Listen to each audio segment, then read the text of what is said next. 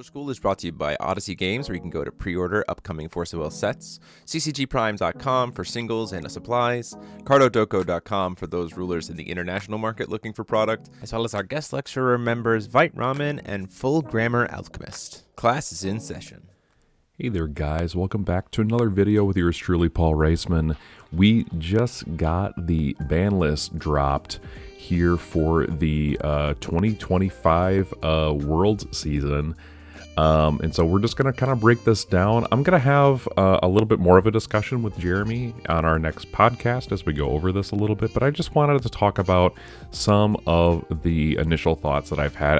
I got this late last night here in the States, and I slept on it, woke up, talked a little bit to the to Team Oopie Goopy about this, and we definitely had some thoughts on some of the broader implications, but today I really want to focus on Paradox and kind of, react a little bit, give some initial thoughts, and kind of give you some ideas that you want to think about, especially if you are looking at the Paradox format at currently, just in general. If you're going to be jumping into Paradox with the release of Descent into the Raven's Catacombs, this is probably something you are going to be interested in. So let's just go over kind of some of the comments that the company made and talk about some of the implications of that. So as with every set release, there's a new ban list. As every year, this is the most complicated ban list of all, as the most important event of the year is coming up very soon. This is the ban list that the most definitive ban list that we have right before the Worlds competition this fall. So this, in fact, is definitely the most complicated combination ban list and band list that we have for the season. So I absolutely agree with that. For this, we have been evaluating the results of the GPs held over the last 6 months. That's a long time to be considering, like, what do we do? Looking at the individual strengths and weaknesses of each deck in the format. So let's talk about Wanderer for a little bit. I'm going to read the Wanderer comments here, and then we're just kind of like leave those for implicated, complicated conversations later on during the podcast this Monday. But let's talk about Wanderer. Wanderer's current form is magnificent. I'm glad they feel that way. For the most part, I feel like Wanderer is in a pretty good place, except for a few notable things, which we will talk about a little bit. I'll give a little bit of lip service to those. Every Grand Prix contest has a very diverse array of decks in the top 8, with 4 being the maximum number of times a deck has appeared in the top 8, although generally the maximum number of appearances has been historically 3. Our internal policy with the Wanderer ban list is to try and make as many rulers as possible playable. Therefore, as you may have noticed, we adjusted the combination ban list to keep rulers off the ban list. Unfortunately, sometimes these adjustments aren't enough, and in order to maintain the format's diversity and stability, we have no choice but to ban a ruler. However, we're working very hard to avoid banning rulers in the future. So there's definitely a little bit more of an eye, it seems, from the design team to tweak rulers so that they're not in a position where they have to get banned. But we're definitely going to have some comments about that a little bit later on, because I've already seen the ban list. We also don't want to punish decks that have performed well. A deck should be playable competitively without fear of being banned from the ban list. That's why the combination ban list exists in the first place. 100%. Totally agree with this. This is my ideal for any particular card game, is have as many decks as playable as possible, but also don't punish decks for just doing well. We just want to curtail and kind of round off the edges of decks, right? So taking advantage of the release of Antechamber of the 10 Dimensions, this is just to give a little bit of context to this comment before we get too much more into it. This is a 25 card mini set that is going to be released to all of the Worlds competitors that are being that are showing up to Worlds, and then we are going to be getting these cards public, on the public side of things, we're going to be getting these cards as part of future sets, as part of the box topping. I believe it's going to be in the Memoria packs is what I remember, so we'll have to see what the implications of these 25 cards are. If I recall correctly, I remember Jeremy saying to me that 10 of these are going to be Wanderer focused and the rest will be Paradox focused. But this is a set that promises to shake up the Wanderer metagame. We're making as few changes as possible to Wanderer as a result. I think that's an interesting comment. That implies that some of the problems that we feel like we have in Wanderer might just kind of go away once we have Antechamber of the 10 Dimensions. Again, that's a lot of speculation, but I'm kind of reading between the lines on this one. As for Paradox, and this is where we need to have a conversation today. The arrival of Evil Cluster has added a new level of deck building. The new rulers, the return of Divinity, the new card type Warden, and the new combat-oriented mechanics create a varied and fun environment. I will say, having played in a couple of pre-releases now, there very much is a commitment to field kind of feel to this set, which is really interesting. Whereas the stuff that we've gotten in Masterpiece 2 is very much I'm going to play things onto the field if it benefits me in terms of my card advantage or if it puts my opponent in a really bad place. But other than that, I'm going to use things like High Speed Uppercut or Soul Eating Curse, Zacky's New Plan, things like that to kind of protect those resonators and not commit too much. Hopefully that's an accurate representation of your experiences. That's kind of where I'm at with that evaluation right now, but Paradox is going to be even more like that. So Evil Cluster really leaning into that to kind of give Paradox that commit to field kind of feel. We've had a lot of feedback from the alternative free chant cycle printed in the Battle of the Sacred Ruins. This is, I'm just going to bump over here real quick. These are your free pitch spells like Lunar Protective Life Form, Zacky's New Plan, the Smokescreen Bomb here, and what else? We have New Instructions, haha. Strange name, but still, it's still... also just incredibly funny. Zacky's New Plan, and then of course the infamous High Speed Uppercut treatment that came out in set 2. These cards were a huge impact on the format, so this is what we're talking about.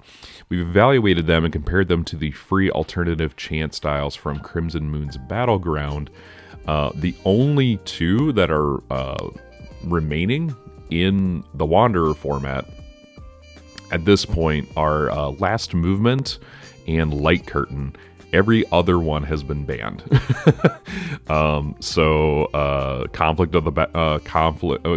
Conflict between Body and Soul was one of the first to get banned. Then Chivalry's Tears, and then I can't remember the Darkness one, but yeah, that one's gone too. Our conclusion is that while they are powerful spells, they can only be used passively, meaning during the opponent's turn. I'm guessing what that means is it can only be used reactively during your opponent's turn, which I think is probably true. Although there's certainly the option to just pay 3 and just cast those cards on your turn as well later in the game, though that becomes more and more possible. And we've seen, stones at times go to 5, 6, maybe even 7. At times, with the maybe real exception of the Luminaries deck. For the most part, these pitch spells eventually can just be cast on your turn for protection, but for the most part, I agree with this. They are being used, I would not use the word passively, maybe reactively on your opponent's turn, but I think that's definitely true.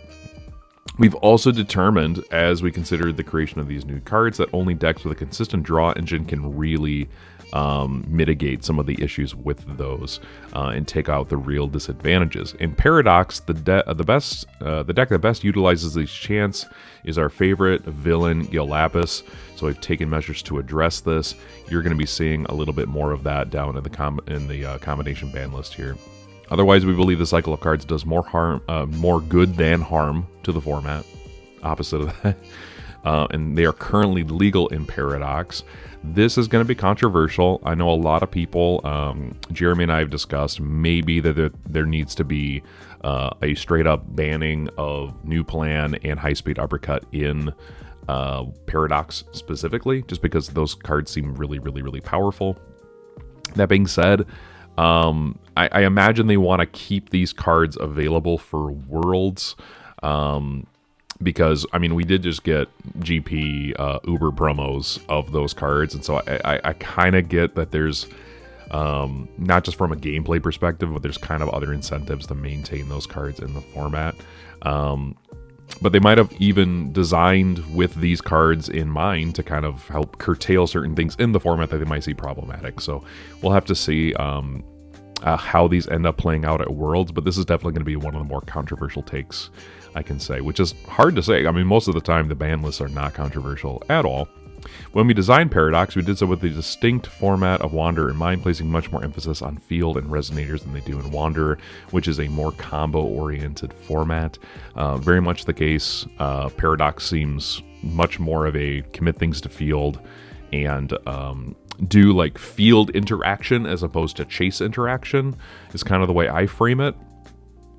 We wanted Masterpiece 2 to mark a turning point in the format, representing a traditional step between Wanderer and Paradox for players accustomed to playing at a Wanderer's power level, gradually helping them discover the slower pace for different styles of Force of Will. In the future, when Masterpiece 3, this was always kind of assumed, but like confirmation, Masterpiece 3 is coming, replaces the current Masterpiece in Paradox.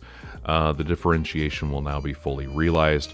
So they're definitely designing Masterpiece 3 with, it seems here that they are doing more of what they want to do in Masterpiece 3 that they're kind of doing in Evil Cluster. Things that stay on the field and do some interesting things, which has me thinking about a couple of decks that I really enjoy that are not currently in the format, but whatever. We're really enjoying Masterpiece 2, and yes, because the power level is intermediate, we've been forced to include many Masterpiece 2 cards in the Paradox ban list, so keep in mind that we're going to be seeing a lot of tweaks to that.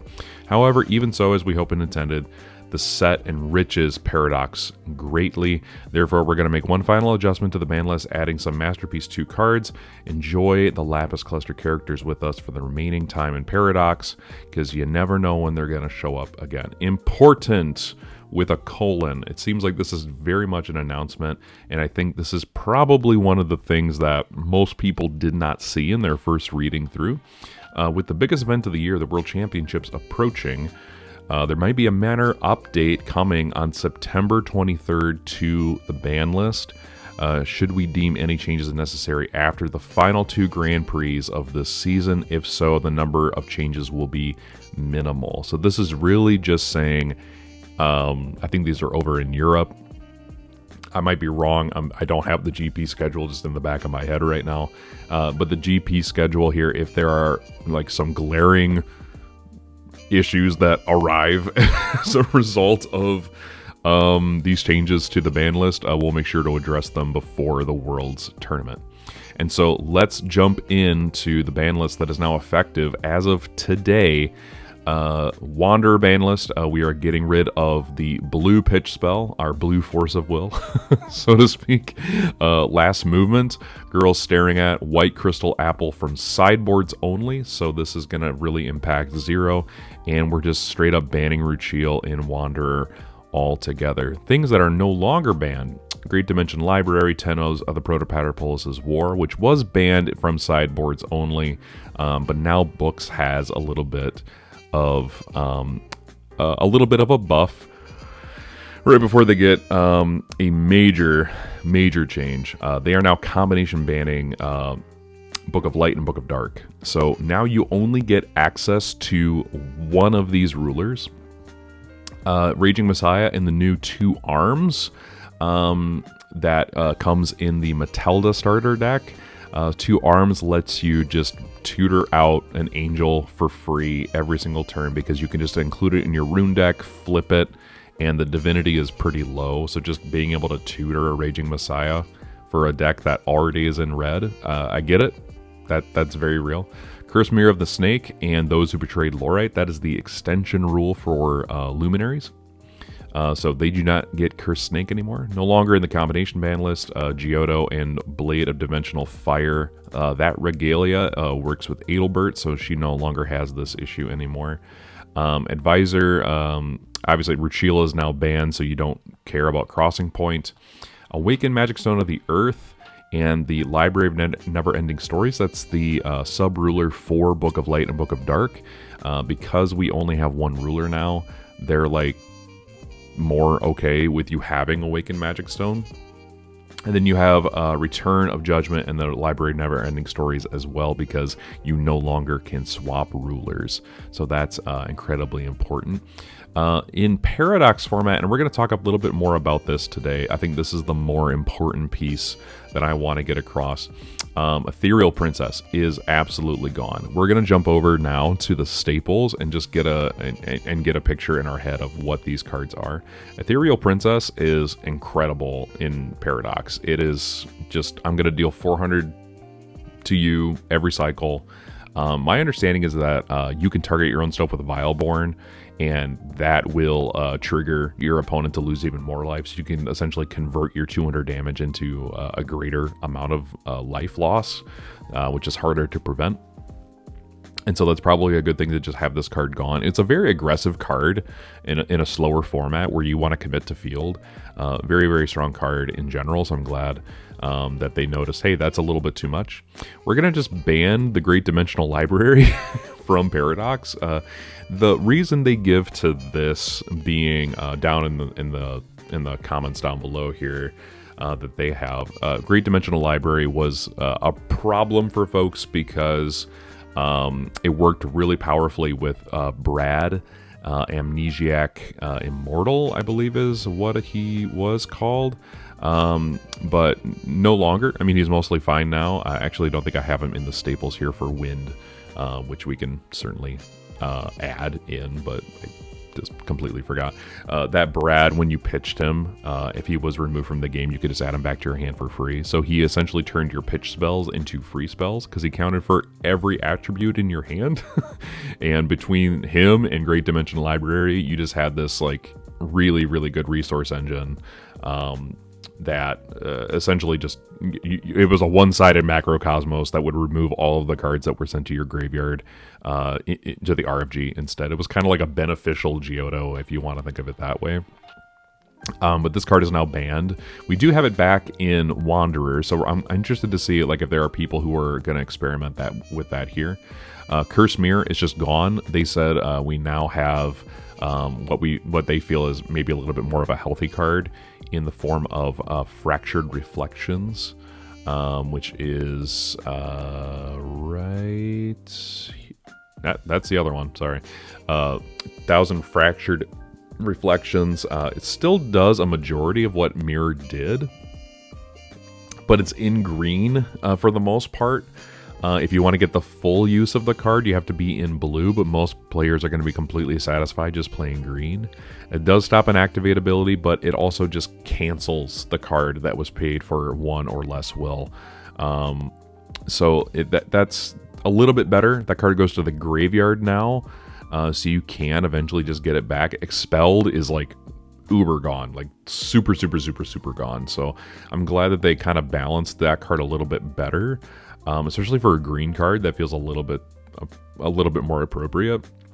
Curse Mirror just was a little too strong for the Paradox format.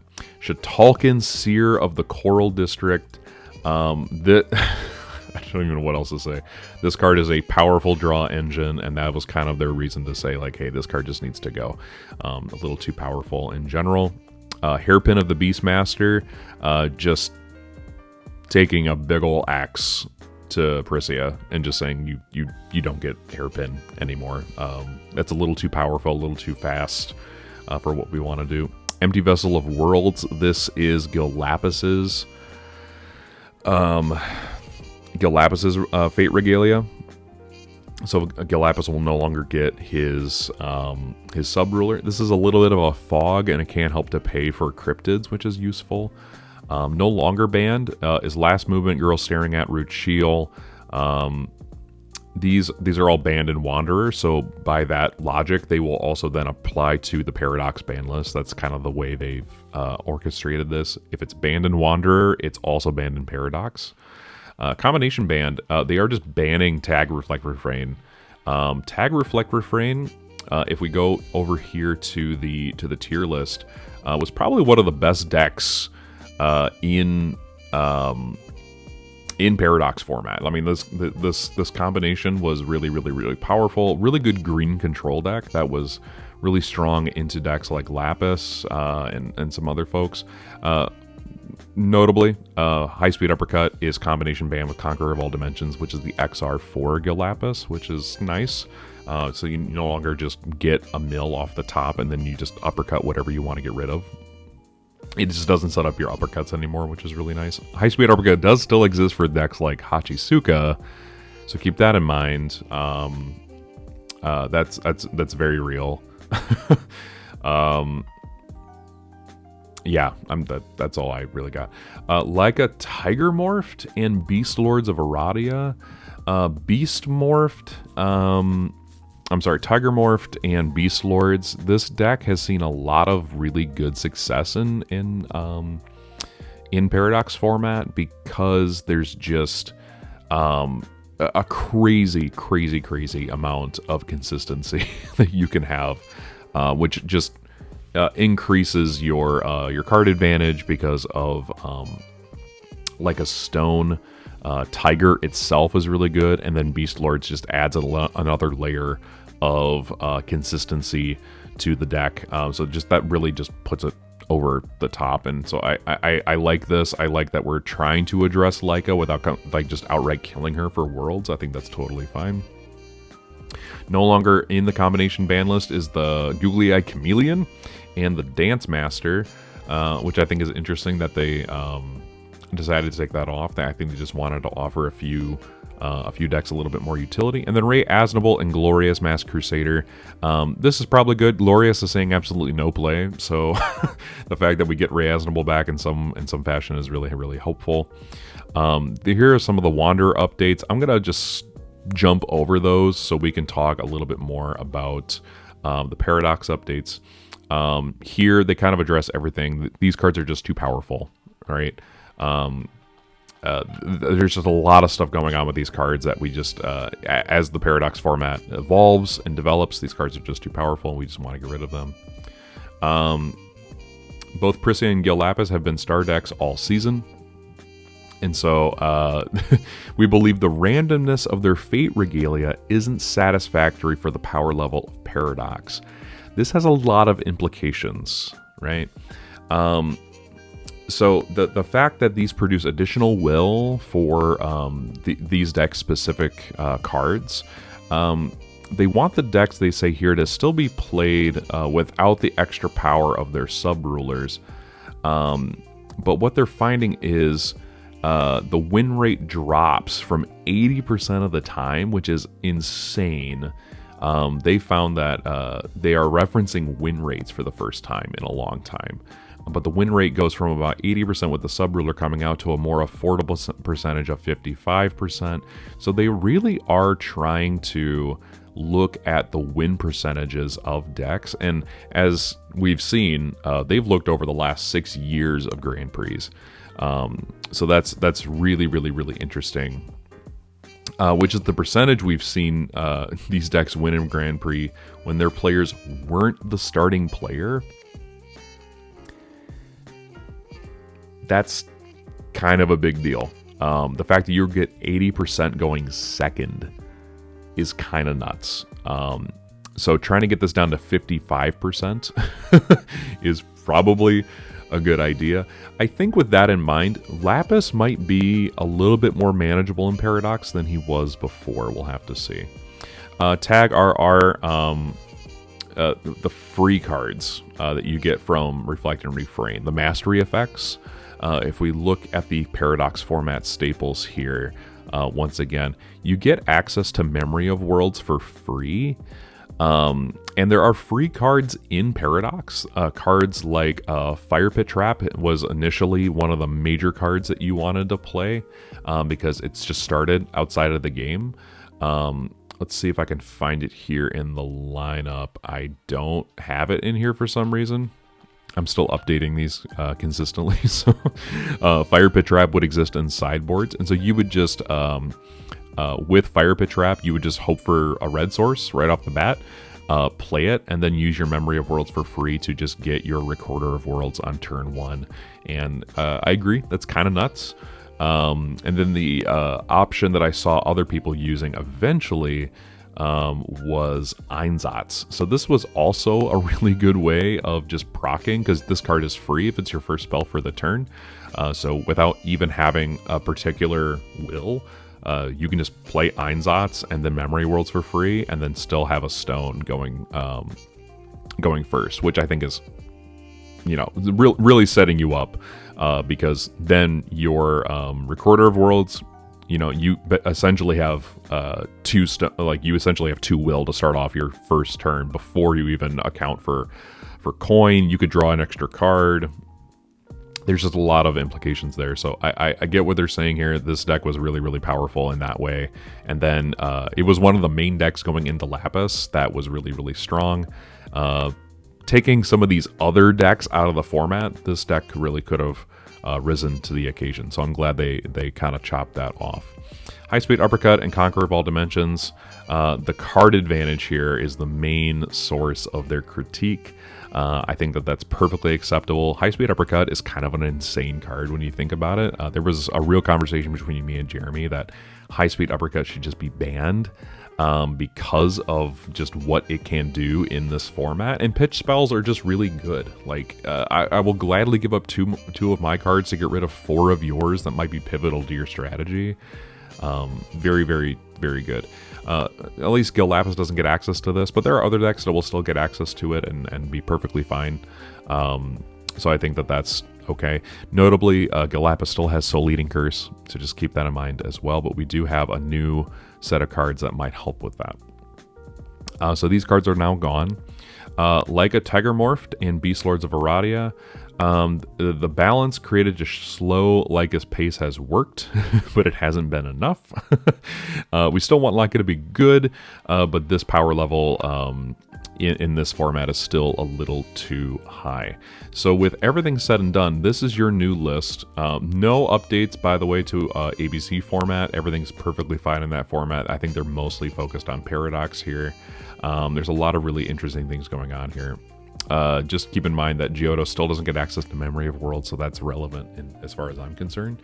Let's jump over then and look at the meta breakdown. So some of the key cards that we're going to be seeing going forward here are cards like Dorian. Dorian is the new Darkness Robo Meta, and I'm going to make sure this is in frame for you all so you can actually see our boy Dorian. Dorian is really good because even though he's like similar to a Robo Meta, he can still be kept in check by priests. He does have Vileborn and Bane, so he does have a few other applications. Because we don't have Light Lightning, he's probably going to stick around a little bit more readily. But the thing is, if you end up getting 2 portrait counters on him, excuse me, he becomes a 9/9, and whenever he deals damage, battle damage to a player, you're gonna have their life, which is pretty dang good. It's definitely making me consider like where does this card stack up in Paradox format. I'm just jamming him in Darkness decks as I build for all of the new cards that we got in Raven's Descent into the Catacombs. We do have Thousand Fractured Reflections, which is something we talked about a little bit earlier. Basically a downgraded, but still very powerful green version of Mirror. It can be included in rune decks if you really want it to. I'm just playing 3 in a lot of my lists, and this card, because it has Remnant, is just very applicable to that particular format. We do have Grendel, which is kind of in some ways very, very, very similar to Ultra Magic Stone Golem in that it gets cheaper and blows things up. However, he can't be discounted below 2 cost, so he notably dodges some really powerful things in the format, including Thousand Fractured Reflections. So it's really interesting to me that this card now exists in the format. He also has flying, which is something that Golem did not have. He has less attack, so he's not going to be killing as many things as Golem did, but he's still really, really powerful. He is a demon, so he does work with Valgot a little bit too, because, I mean, this came in the Valgot deck, so I'd be surprised if it didn't work with Valgot. But this card's going to have implications for Wanderer format, for Paradox format, but also maybe Wanderer format too. This card is very good for what it is. And then we also have Engraved Rune of the Setting Sun. This card, if you can make white, should be in your sideboard, so you can reveal it at the start of the game, as long as you're not like a Fate, like notably, Zero now has access to this card instead of having Apple at the start of the game in Wanderer. Keep that in mind, you Wanderer players out there. She now has access to this. But this card is really going to be good for kind of setting back Soul Eating Curse a little bit, because now we have a card that you have at the start of the game that can just kind of reset your deck if things get removed from Galapagos or Hachistuka's effect. This is really good to have some counterplay there. Shuffle all non-magic stone cards in your graveyard and removed area into the deck. And you get that once. But then you also gain back all of the life that you lost from any source, right? So if it was non-battle damage, loss of life effects, or abilities from sources you don't control, as long as it's non-battle damage, you can recover it, which is really, really helpful. And it includes your stone life loss as well, so that's really, really important to see as we go forward. All of that being said, there are some cards in here that we just no longer will get access to. Obviously, Curse Mirror of the Snake, now gone. You just don't have access to that anymore. It's just outright gone for the most part. The format looks really, really good. Constantino, I still think is a cracked card, probably not a key card anymore, so I'll just take him out of here while we're talking. Ashwin is still in the format, which I think is interesting. You don't get her with the XR anymore, but you do, so she's probably not going to be as relevant going forward here. I would say the overused cards, in terms of popularity, what you're going to be seeing is Reflect and Refrain just absolutely gone. Unfortunately, they're just not really playable anymore. They are going to be completely axed, unfortunately, here. I think they are, as Singleton rulers, maybe not as tantalizing for some people, and the deck only saw a few players playing it in the first place, most of the time from Team Ooby Goopy, I will say that. Alex Sansta has seen almost no play, which I think is really, really fascinating. She's just seen no play whatsoever. We also have not seen Viola ever. Everything else here is pretty much on par. We are seeing a little bit more of Millium cropping up, and we might see more of him coming up, but I think this is definitely your overused category here. I'm not sure where Rulers from Ravens are really going to fit in, but for the most part, everything else I would say is pretty good. I would argue that Fox now has a very, very, very good standing here, in the sense that there are some parts of the format that are just gone, right? So Galapagos going to be very strong. I'm not sure where he is in this. Where did he go? He is in here, right? Yeah, he's right there. Okay, good. I was going to say, he needs to be in there. Definitely we're moving Leica up on this list as well. Because even though she is a little nerfed, she's still going to be incredibly popular, and there are other really good decks that can come out of this particular format. Not used. Most people are just not going to be using these decks, unfortunately. These cards are just not very popular anymore. Lucy is definitely not going to be popular in this format because she lost test tubes, although I'm not convinced she's dead. And then the unusables are going to remain mostly the same. But what do you guys think? Let me know what your comments are for Paradox format down in the comment section down below. We're going to be talking Wanderer implications, because mostly, like, Paradox is the main format for Worlds, so that's mostly the deck, mostly the kinds of decks that we're going to be focusing on for that particular for that particular format. But Wanderer still has implications as well. We'll talk about those on Monday. Let us know what you think down in the comment section down below. Hit like, hit subscribe, ring that bell for more content like this. And until next time, this is Paul saying class is dismissed.